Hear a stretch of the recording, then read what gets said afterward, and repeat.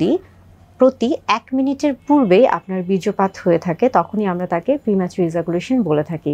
অর্থাৎ দেখা যাচ্ছে যে সহবাসের ক্ষেত্রে যদি 1 মিনিটের আগেই তার ইজাকুলেশন হয়ে থাকে তখনই তাকে আমরা প্রিম্যাচুর ইজাকুলেশন বলছি, এবং সেটা কিন্তু অবশ্যই 6 মাসে প্রত্যেকবার সহবাসে।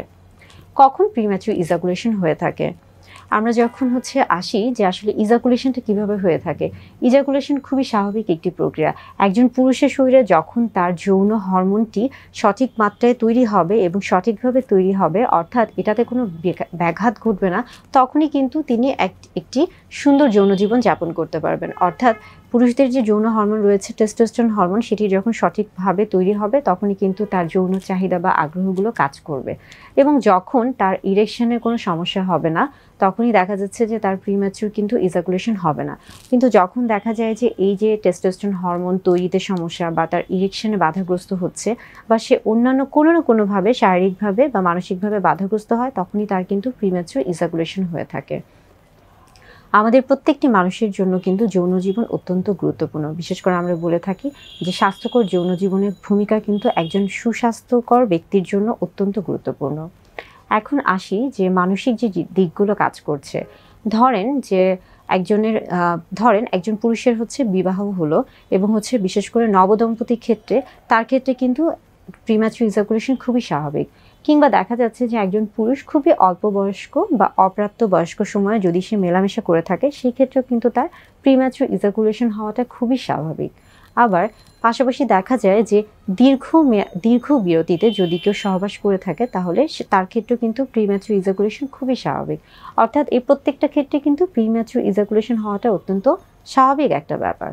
আবার দেখা যাচ্ছে যে একজন পুরুষ যখন সারাদিন বেশ কিছু মানসিক চাপে থাকে, অর্থাৎ সারাদিনের ক্লান্ত শরীর এবং অনেক কাজে সে ব্যস্ত থাকে, কিংবা এমন কোনো চাপে থাকে যেটা কিনা হয়তোবা সে কারোর সাথে খোলামেলাভাবে বলতে পারছে না, অর্থাৎ তার মধ্যে কিন্তু সবসময় একটা মানসিক যন্ত্রণা কাজ করছে, সেই ক্ষেত্রেও সে যখন সহবাসে লিপ্ত হতে যাবে সেক্ষেত্রেও দেখা যেতে পারে যে তার প্রিম্যাচুর ইজাকুলেশন হতে পারে। এটা খুবই স্বাভাবিক একটা ব্যাপার। আবার শারীরিক দিক থেকেও যদি আমরা আসি যে সে অনেক বেশি ক্লান্ত, হয়তোবা সে সঠিকভাবে বিশ্রাম নিচ্ছে না, তার ঘুমের প্রয়োজন রয়েছে, সেই কাজগুলো ঠিকমতো করছে না, বা তার যে খাদ্যাভ্যাস রয়েছে সেগুলো সে ঠিকমতো করছে না, সেই ক্ষেত্রেও কিন্তু প্রিম্যাচুর ইজাকুলেশন হওয়াটা খুবই স্বাভাবিক একটা ব্যাপার। প্রিম্যাচুর ইজাকুলেশনের ক্ষেত্রে আমরা সবসময় বলে থাকি যে ধরুন আপনার মাথায় যদি থাকে, বিশেষ করে পুরুষদের ক্ষেত্রে অনেকের মধ্যেই থাকে যে আগে থেকেই চিন্তা করে যে হয়তোবা আমাকে অনেক বেশি সময় মেলামেশা করতে হবে, এই সময়টা অনেক বেশি হতে হবে, এই যে একটা ধারণা, একটা নেতিবাচক ধারণা থেকে সে কিন্তু সহবাসে লিপ্ত হওয়ার চিন্তা করছে।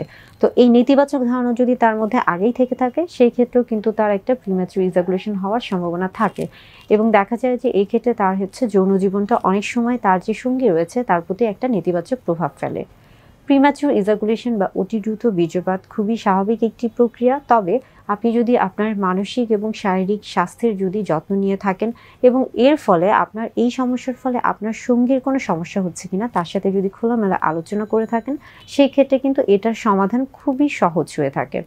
প্রিম্যাচুর ইজাকুলেশনের ক্ষেত্রে আমরা বলে থাকি যে আপনি যখন যৌন মিলনে যাবেন বা আপনি যখন সহবাসের জন্য একটা প্রস্তুতির মধ্যে যাবেন, সব সময় আপনার যে সঙ্গী রয়েছে তার সাথে একটা ফোর প্লের যে একটা ব্যাপার থাকে, বিশেষ করে তাকে একটা নিজের মতো করে একটা সময় দেওয়ার চেষ্টা করুন, বা তার যে আগ্রহ বা তার যে উত্তেজনার যে বিষয়গুলো রয়েছে, যে তার যে বিষয়গুলি ভালো লাগে সেই বিষয়গুলি নিয়ে খোলামেলা কথা বলুন, দুজন মিলে একটি ভালো সময় কাটান।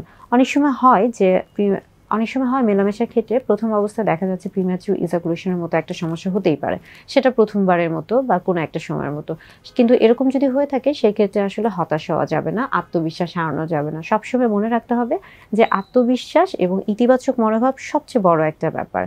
অনেক সময় আমরা বলে থাকি যে এই ক্ষেত্রে যখন দেখবেন যে আপনি এরকম একটা সমস্যার সম্মুখীন হচ্ছেন, আপনি তখনই স্টপ অ্যান্ড স্টার্ট, আমরা বলে থাকি যে আপনি তখনই আপনার মনোভাবটা অন্যদিকে ডাইভার্ট করার চেষ্টা করুন। অর্থাৎ এখনই যে করতে হবে, এখনই যে যৌন মিলনে যেতে হবে, বিষয়টা কিন্তু এরকম না।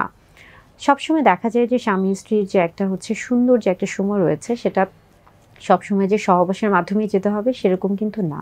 আপনি চাইলে আপনার সঙ্গীর সাথে সুন্দরভাবে খোলামেলাভাবে একটি সময় যাপন করুন, তার সাথে প্রয়োজনে তার সাথে আপনি গল্প করুন, বই পড়ুন, খোলামেলা কথাবার্তা বলুন, দুজনকে বোঝার চেষ্টা করুন, এবং পরবর্তীতে যখন দুজনের মনোভাব দুজনকে বুঝতে পারবেন বা দুজনের একটা ইতিবাচক মনোভাব তৈরি হবে, তখনই আপনারা সহবাসে লিপ্ত হন। অর্থাৎ প্রিম্যাচুর ইজাকুলেশন খুবই স্বাভাবিক একটি জিনিস, সেটা নিয়ে ভয়ের কিছু নেই। তবে দেখা যায় যে অনেকে এরকম কোনো সমস্যা হয়তোবা একবারের মধ্যে ভুগেছেন বা 2-3 বার, তখনই দেখা যায় যে তারা বিভিন্ন ধরনের ফার্মেসির দোকান থেকে বা কারো কাছ থেকে শুনে বা বিভিন্ন রকমের ভুল চিকিৎসা করেন অথবা বিভিন্ন রকমের অপচিকিৎসা করে থাকেন, এবং এর ফলে দেখা যায় যে পরবর্তীতে তার কিন্তু বিশাল একটা শারীরিক সমস্যা তৈরি হতে পারে, এবং অনেক সময় দেখা যায় পরবর্তীতে হয়তোবা বন্ধ্যাত্ব বা এরকম কোনো সমস্যাতেও ভুগতে পারেন। তাই এরকম যদি আপনি মনে করেন যে আপনার প্রিম্যাচুর ইজাকুলেশনের সমস্যা আপনি ভুগছেন, তাহলে অবশ্যই আপনার সঙ্গীর সাথে খোলামেলা কথা বলুন এবং অবশ্যই একজন বিশেষজ্ঞ চিকিৎসকের পরামর্শ